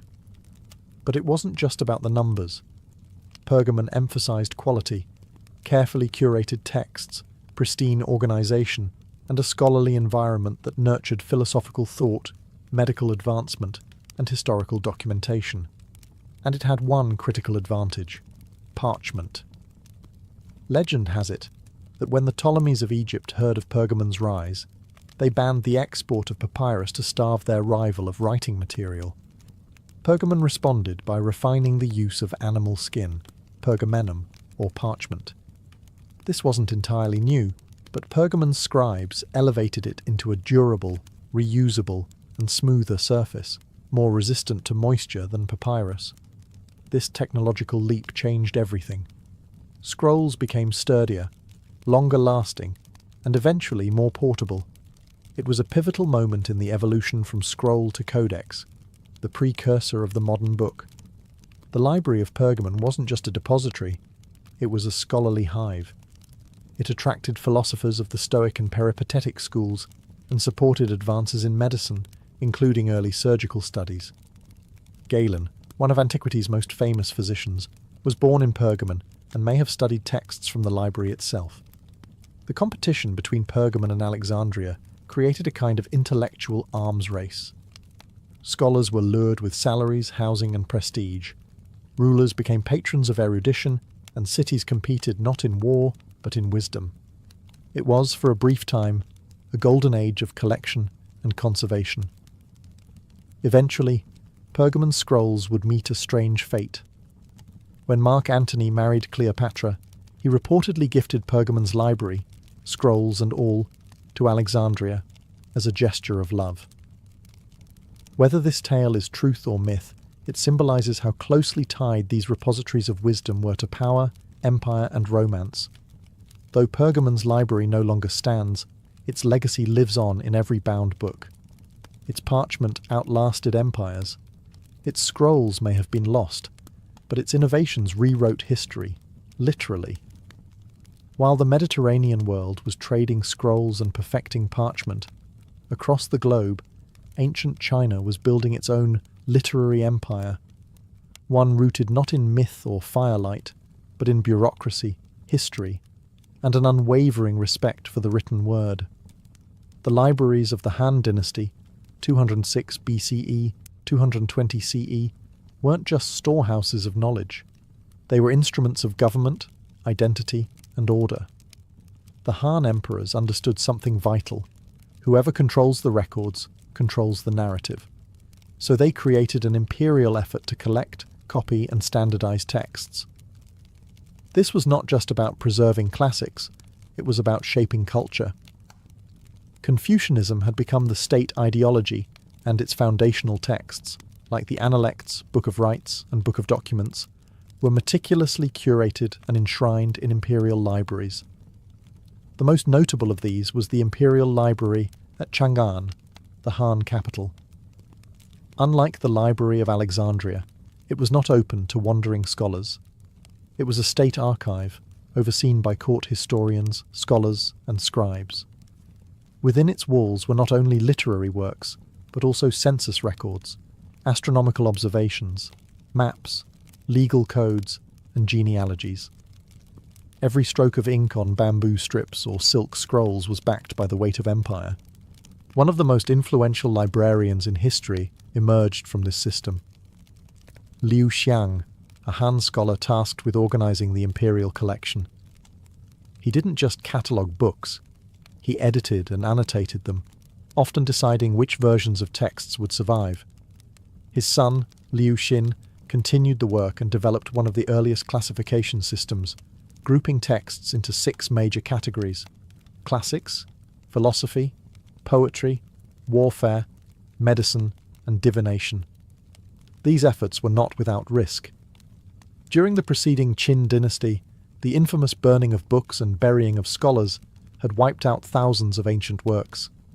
The Han knew the stakes. Their libraries were an act of recovery, a cultural resurrection from ashes. But the format was fragile. Early texts were written on bamboo slips tied together with string, vulnerable to fire, mould, and time. Others were inked onto silk, delicate and costly. Still, thanks to the Han, a great portion of China's classical heritage was salvaged. The imperial libraries were less mythologized than Alexandria, but in practice, they may have preserved far more. In China, the pen didn't just rival the sword, it archived it. As Buddhism spread across Asia, so did something else: libraries. Temples became more than places of prayer. They evolved into archives of thought, havens of scholarship, and fortresses of fragile wisdom. From India to China, Tibet to Japan, the Buddhist world built repositories that treated books not as tools, but as sacred objects. The tradition began in India, where early Buddhist texts, sutras, were memorized orally by monks. But as the canon expanded, so did the need to write it down. Palm leaf manuscripts were inscribed in ink, tied with string, and wrapped in silk or cloth. The monasteries that housed these texts weren't just spiritual centres, they were the ancient world's safe houses for learning. In Nalanda, a massive monastic university founded in the 5th century CE, thousands of monks studied and copied texts on philosophy, logic, medicine, astronomy, and language. Nalanda's library was said to hold hundreds of thousands of volumes. According to tradition, it was divided into 3 buildings: Ratnasagara, Ocean of Jewels; Ratnadadi, Sea of Jewels; and Ratnaranjaka, Delight of Jewels, each housing increasingly rare and sacred works. Nalanda's library burned for months when it was destroyed by invading forces in the 12th century. The flames didn't just consume paper, they devoured generations of thought, debate, and spiritual insight. Meanwhile, in Tibet, Buddhist libraries took on an even more mystical role. Texts were often engraved onto wooden printing blocks or preserved in hand-copied manuscripts. Entire rooms were filled with kangyur, the Buddha's words, and tengyur, commentaries, wrapped in cloth and stored horizontally in shelves built into monastery walls. Each manuscript was a relic. To copy one was an act of devotion. In China and Japan, Buddhist libraries adopted local innovations.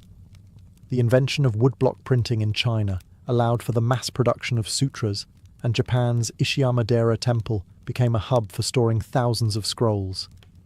Monks often buried sacred texts in stone containers, sutra mounds, to protect them from war or decay, believing the words would emerge again in a future, more enlightened age.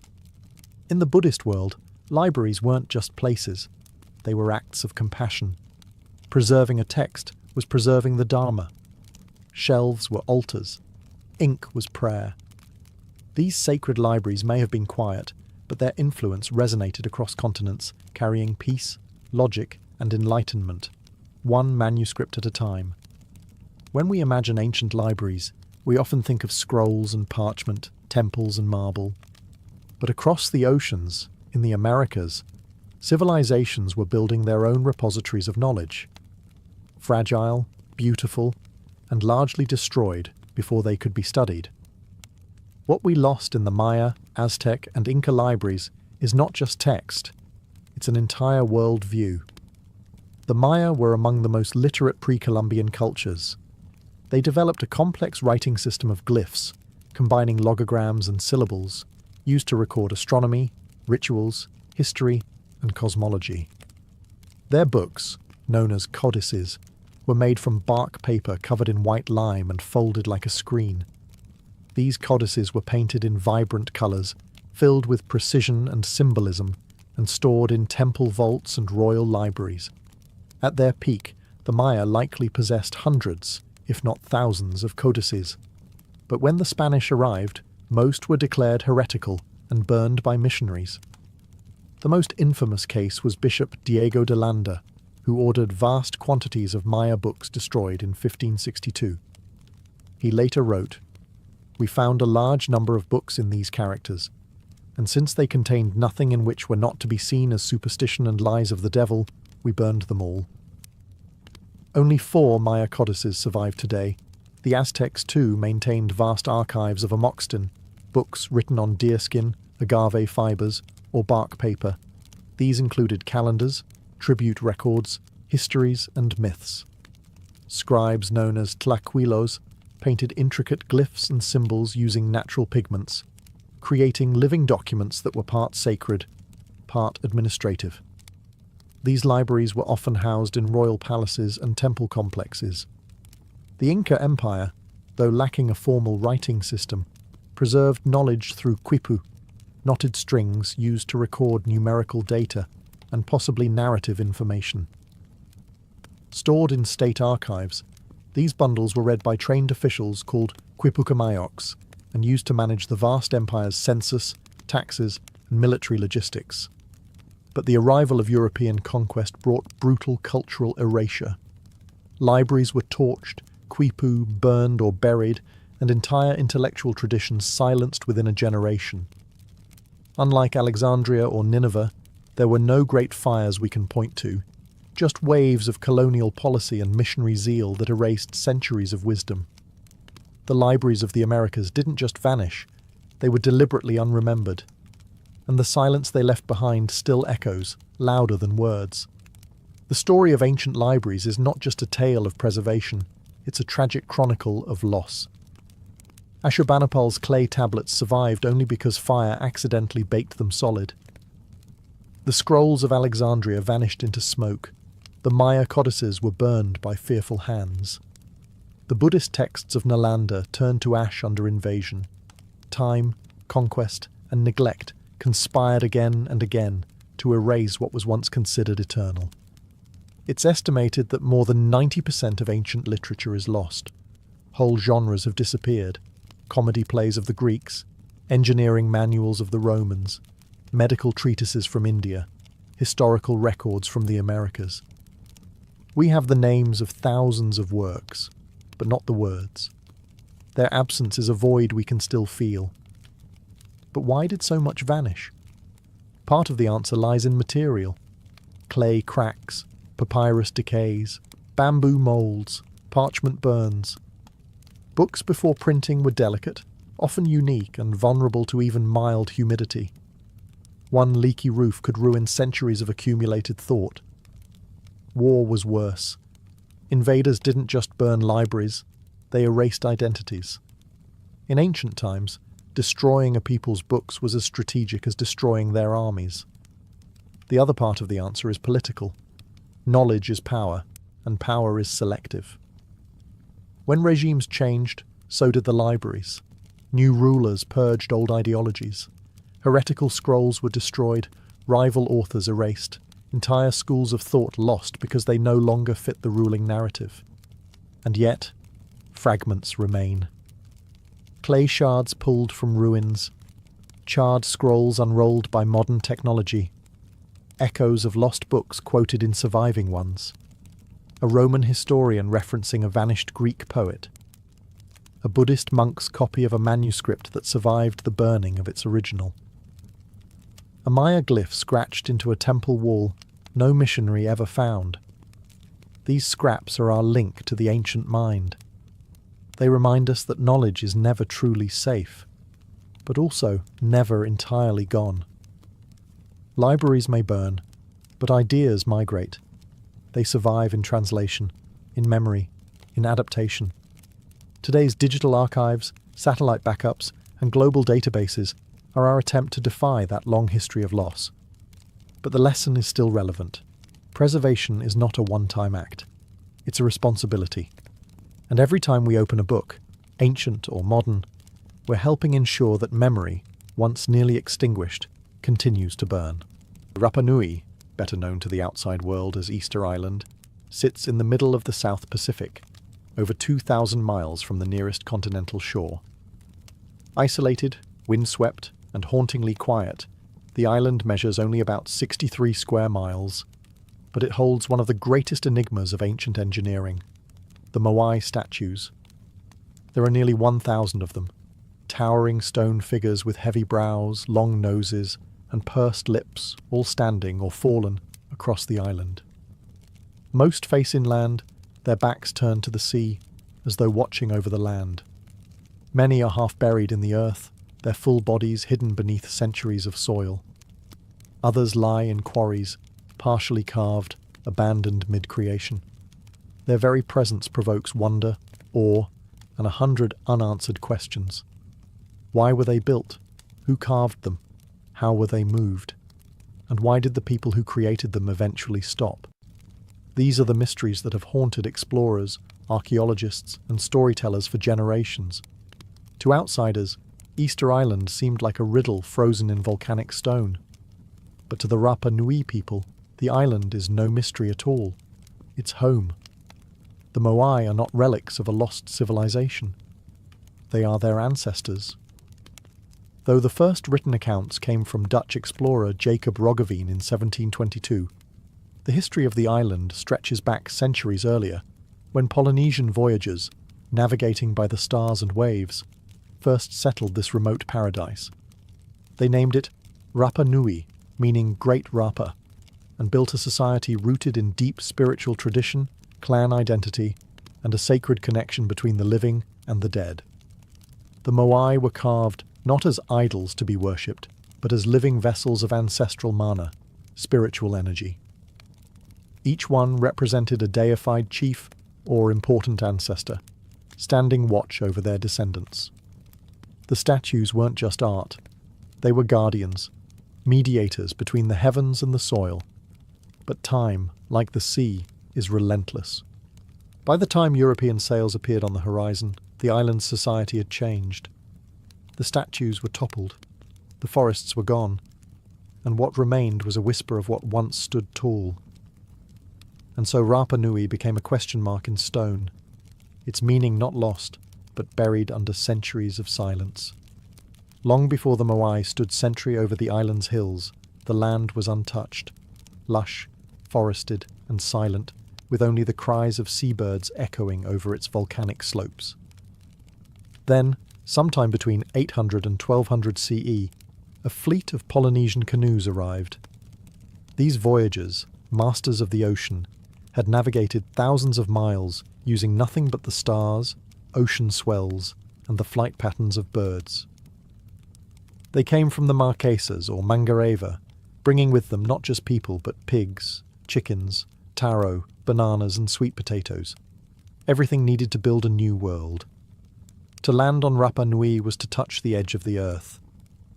It is one of the most remote inhabited islands on the planet, and yet these settlers brought with them a fully formed culture, elaborate social structures, oral history, deep spiritual beliefs, and a tradition of monumental stonework. Over time, the island was divided into clans, each controlling different territories, and each anchored by a sacred ancestor figure, an idea that would soon be immortalized in stone. The early Rapa Nui people thrived. Archaeological evidence shows they built villages, cultivated crops in rock gardens to trap moisture, and raised chickens in stone enclosures. Their society was highly organized, ruled by ariki, chiefs, who wielded both political and spiritual authority. Life on the island revolved around the worship of ancestors, who were believed to influence everything from harvests to weather. This ancestral reverence would eventually manifest in the most iconic way possible, the carving of the Moai. It's important to understand that Rapa Nui was not a lost or primitive culture. It was deeply sophisticated, adapted to its harsh and limited environment, and built on a strong sense of continuity between the living and the dead. The settlers brought more than tools. They brought meaning. And it was this spiritual worldview that shaped the decision to begin carving giants. But for now, in these early centuries, the island was in balance. Forests still covered the land. The sea provided fish. The soil was rich. The first Moai were still generations away, but the foundation had been laid, both culturally and spiritually, for what would become one of the most extraordinary sculptural legacies on Earth. The story had only just begun.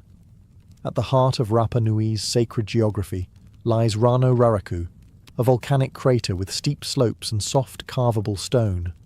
It was here that the majority of the island's Moai were born, not from legend or myth, but from painstaking craftsmanship. The rock used was volcanic tuff, a compressed ash stone that was relatively soft and ideal for carving, at least in its early stages. Over time, exposure to the elements would harden the statues into their familiar weathered state. Rano Raraku wasn't just a quarry, it was a spiritual workshop, a place of pilgrimage, sweat, and sacred labour. Out of its cliff faces and hillsides, the Rapa Nui sculptors carved hundreds of Moai, some still half-finished, others completed but never transported. Today, nearly 400 statues remain at the site, frozen mid-process like the workers simply vanished. Carving a Moai was not a casual affair.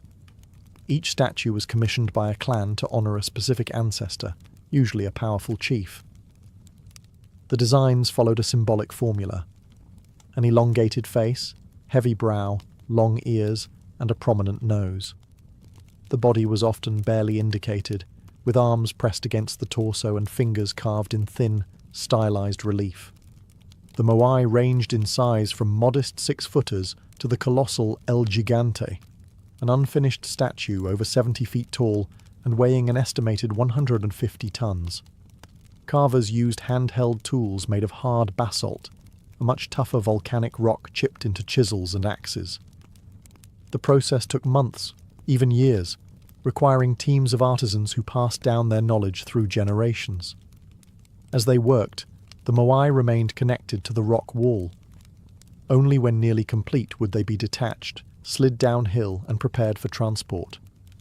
What makes Rano Raraku so haunting today is the sheer number of statues still embedded in the earth. Many appear half-buried, but in fact they are full-bodied figures whose lower halves have been swallowed by soil over centuries of erosion. It creates the eerie illusion that the Moai are sinking, when in truth they've been standing patiently, neck-deep in time. This crater was the womb of the island's giants, and it was here that stone and spirit met, where human hands shaped volcanic ash into eternal ancestors. One of the most intriguing features of the Moai is not how they were carved, but where they look. Nearly every Moai statue on Rapa Nui faces inland, away from the ocean. This was no accident. The Moai weren't meant to watch the waves, they were watching the people. Each statue stood on a stone platform called an ahu, a ceremonial site that served both as a foundation and often as a burial place for the individual the Moai represented. These ahu dotted the island's coastlines like spiritual outposts, anchoring each clan's territory and pointing toward the heart of their communities.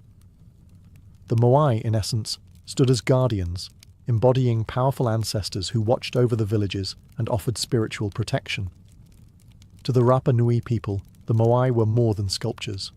They were living presences, containers of mana, a sacred energy believed to reside in gods, chiefs, and revered dead. Once erected, a Moai was thought to channel mana into the land, ensuring fertility, good harvests, and the well-being of the clan. They weren't just memorials. They were active participants in daily life, mediators between the spiritual and physical worlds. The Moai's features were intentionally exaggerated to reflect both idealized ancestry and divine authority. The deep-set eyes, high cheekbones, and long noses were visual metaphors for wisdom, strength, and sacred lineage. The long ears may have symbolized the elite class, while the statue's stoic expressions evoked a calm, eternal vigilance. Some Moai were also topped with large red stone topknots called pukau, quarried from a different volcanic site, Puna Pau. These cylinder-shaped additions may have represented hairstyles or ceremonial headdresses, further marking status and reverence. Originally, the statues also had inlaid coral eyes with obsidian or red scoria pupils, giving them a far more lifelike and intense presence than the empty eye sockets seen today. When the eyes were added during ceremonies, the moai were said to see for the first time, transforming from stone to sacred. The inland gaze of the moai reveals the heart of Rapa Nui spirituality. These statues were never built for outsiders. They were built for the people, facing their descendants, silently watching generation after generation come and go, immovable, unblinking, eternal. How do you move a 30-foot, 80-ton stone statue without wheels, cranes, or metal tools across miles of rough terrain? For centuries, this was the great riddle of Rapa Nui. The island's moai are scattered across vast distances, with many placed on stone ahu platforms far from the quarry at Rano Raraku. Early theories included dragging them on wooden sledges or rolling them on logs, ideas that raised even more questions, especially considering the island's severe deforestation. Others, more fanciful, suggested alien intervention or levitation through spiritual power. But the true answer may lie in the island's own oral history. According to Rapa Nui legend, the moai walked to their destinations. At first glance, this sounds like myth, but in recent years, researchers have taken this idea literally and successfully. In 2012, archaeologists Terry Hunt and Carl Lipo conducted a remarkable experiment. Using ropes and teams of people positioned on each side of a replica moai, they managed to rock the statue forward in a controlled, upright manner, like shimmying a heavy refrigerator. The key was balance, rhythm, and coordination. In this way, the moai could have been transported standing up, just as the legends described. No logs, no dragging, no science fiction, just human ingenuity and tradition. The base of many moai also supports this theory. They have curved bottoms, flat in back, rounded in front, suggesting they were designed to tilt and pivot forward, not lie down. This movement method would have required large teams, ropes made of plant fibre, and most of all, faith.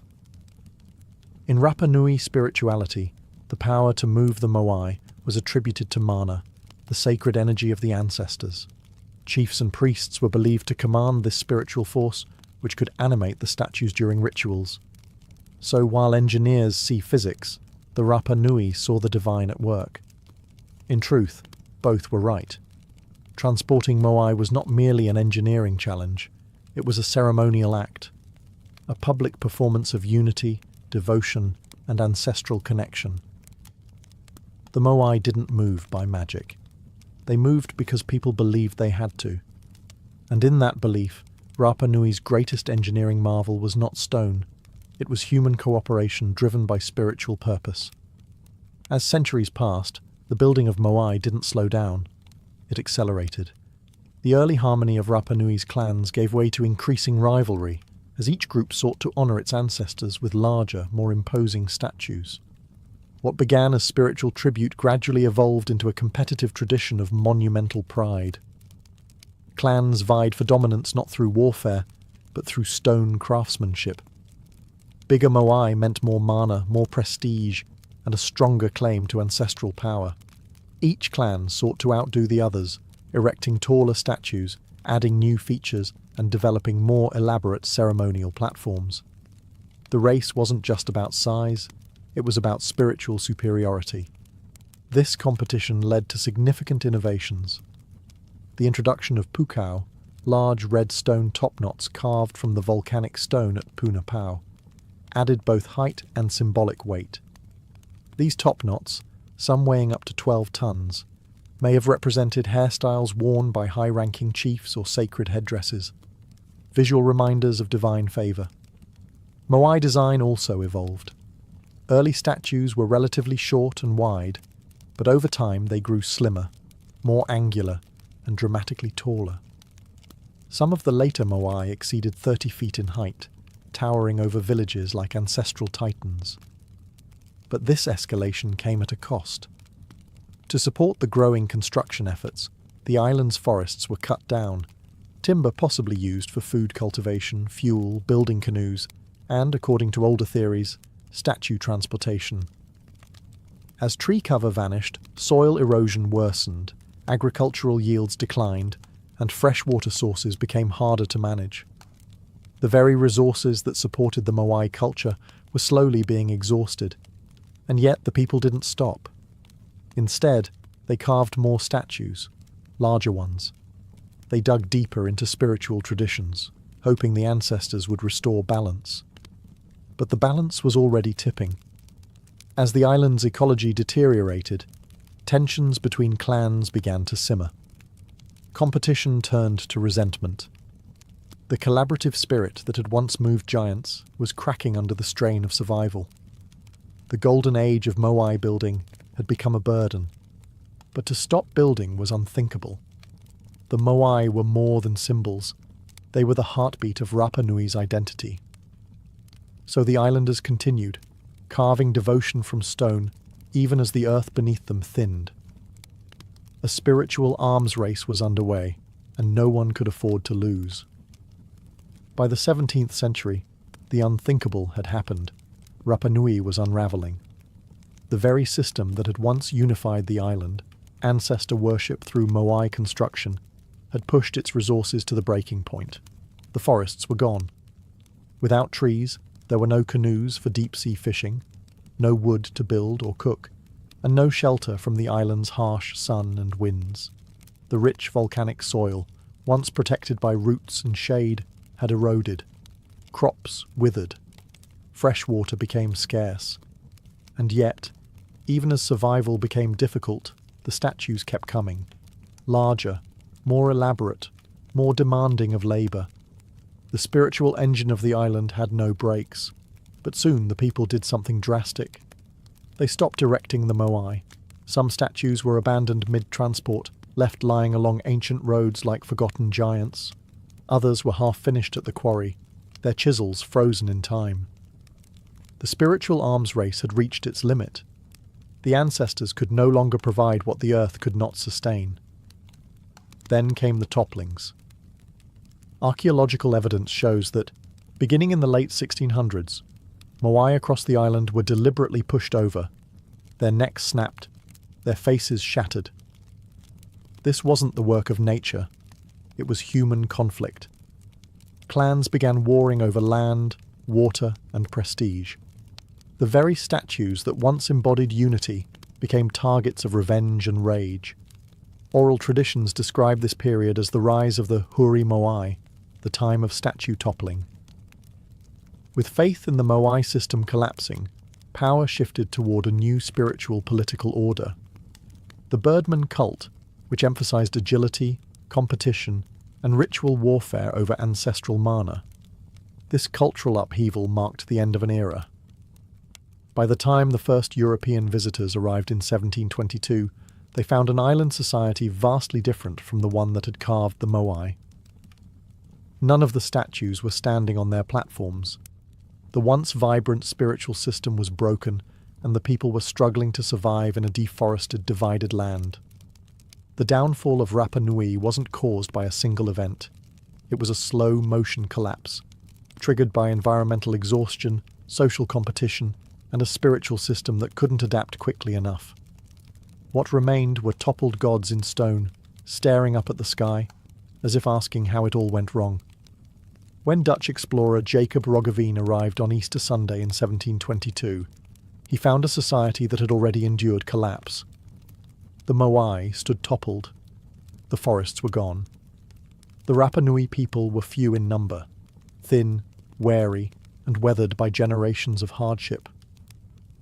Roggeveen's men noted the statues and the barren landscape, but failed to understand the civilization that had created them. And then the outsiders kept coming. Over the next 2 centuries, European contact brought devastation to Rapa Nui. Whalers, missionaries, traders, and slavers arrived, each leaving their own mark, and most of them erasing more than they recorded. In 1862, Peruvian slave raiders kidnapped nearly 1,500 Rapa Nui people, including the high chiefs and scribes. only a handful ever returned. Along with them came smallpox, which spread like fire among the survivors. Worse still was the arrival of Christian missionaries who sought to civilize the islanders. They banned traditional rituals, destroyed sacred carvings, and forced conversions, often replacing Moai-centered spiritual life with imported European practices. The oral traditions that had preserved the island's history for centuries were suppressed, and a written language, Rongorongo, possibly the only indigenous script in Oceania, was all but lost. By the late 19th century, the island's population had fallen to just over 100 people. Colonial powers carved up Rapa Nui's land and leased it as sheep pasture, fencing off ancestral sites and confining the Rapa Nui people to a small corner of the island. Even their ability to access the Moai was restricted. The statues, once living symbols of family and power, became silent monuments, neglected, looted, or treated as curiosities for foreign explorers and collectors. European archaeologists removed statues, ceremonial items, and even human remains, shipping them to museums in London, Paris, and Santiago. Some Moai were cut at the base and taken whole, now displayed thousands of miles from their sacred homes. The island had become a case study in cultural erasure, but the Rapa Nui people never forgot who they were.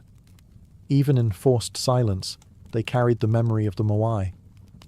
The traditions endured, hidden, whispered, passed down in fragments, and slowly, over the centuries, the people would begin to reclaim the stories carved in stone. But first, the world had to learn to listen. In the 20th and 21st centuries, Rapa Nui began a slow but determined process of cultural revival and reclamation. The Moai, once toppled and buried by time, conflict, and neglect, were gradually raised again, this time not just as monuments of the past, but as symbols of resilience. In the 1950s, famed Norwegian explorer Thor Heyerdahl brought international attention to Easter Island. Though many of his theories were flawed, especially his ideas about South American influence, his work helped spark archaeological interest and global curiosity. Researchers from around the world descended upon the island, not to plunder as before, but to study and restore. Restoration efforts began in earnest. Fallen Moai were re-erected on their ahu platforms. Coral eyes were reconstructed. Pukao topknots were returned. The island's ancient roads, quarries, and ceremonial sites were mapped and studied. A clearer picture of the Rapa Nui civilization began to emerge, not one of mystery, but of engineering brilliance, spiritual depth, and cultural complexity. But the most important voices were no longer those of foreign scholars. They were the Rapa Nui people themselves. Descendants of the original builders began reclaiming their language, rituals, and land rights. In 2017, Chile formally transferred control of Rapa Nui National Park, which includes most of the island's archaeological sites, back to the Rapa Nui community. Now, locals oversee the Moai and their care, and decisions about excavation and preservation are made with cultural sensitivity and ancestral knowledge. New generations are learning the stories of their ancestors, not just from textbooks, but from elders, chants, dances, and the Moai themselves. Efforts to decipher Rongorongo, the island's mysterious script, continue with cautious optimism. And global institutions, including the British Museum and the Louvre, face increasing pressure to return Moai and sacred artifacts taken during the colonial period. Today, Rapa Nui stands at a crossroads between memory and modernity. Tourists arrive in waves, and economic development brings both opportunity and risk. Yet the people continue to protect their heritage, not as a frozen relic, but as a living tradition. The Moai no longer serve as silent guardians over a lost world. They now bear witness to survival, to a culture that endured collapse, colonization, and erasure, and still found a way to rise again. Stone cracked, forests burned, voices silenced, but the ancestors still stand.